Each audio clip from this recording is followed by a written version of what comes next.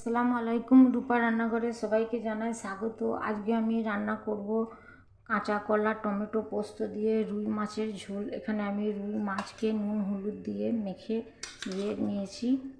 প্রথমে আমি মাছকে ভেজে নেব।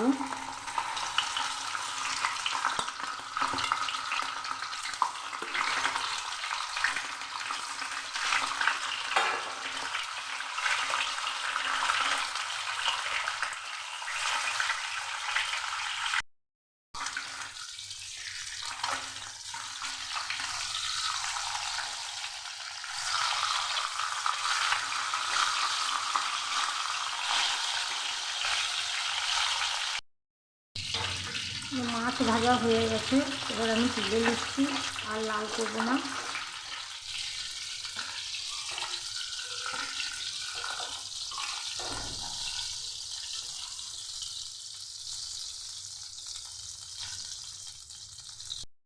মাছ ভাজার তেলের মধ্যে দিয়ে দিচ্ছি একটু কালো জিরে,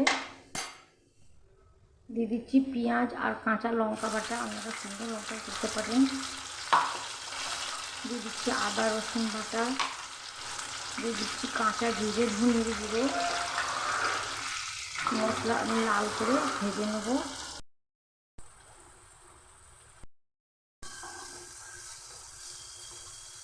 আমার মশলা ভাজা হয়ে গেছে, মশলা থেকে তেল ছেড়ে দিয়েছে, আর আমি মশলা ভাজবো না।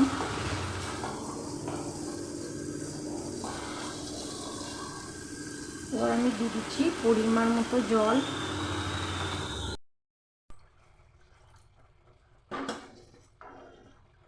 দিয়েছি পরিমাণ মতো জল, দিয়ে জল ফোটা পর্যন্ত অপেক্ষা করব। ফুটে উঠেছে, এবার দিয়ে দিচ্ছি কেটে রাখা কাঁচা কলা।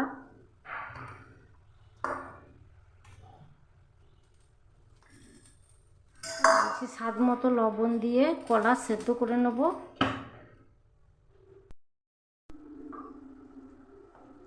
এবার আমি কলা চেক করে নিচ্ছি, কলা সেদ্ধ হয়ে গেছে।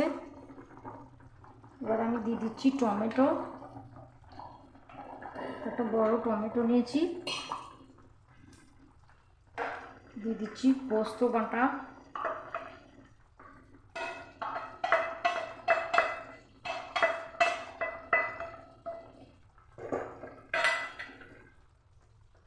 আমি 5 মিনিট ঢেকে আবার জাল করে নেব। এবার দিয়ে দিচ্ছি ভেজে রাখা মাছ।